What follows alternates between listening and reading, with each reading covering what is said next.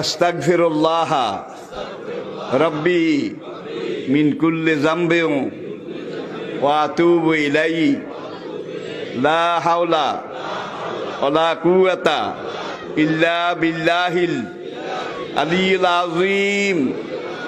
তাওবা ইয়া আল্লাহ, তাওবা ইয়া আল্লাহ, তাওবা ইয়া আল্লাহ, তাওবা ইয়া রাব্বি, লা ইলাহা ইল্লাল্লাহু মুহাম্মাদুর রাসূলুল্লাহ।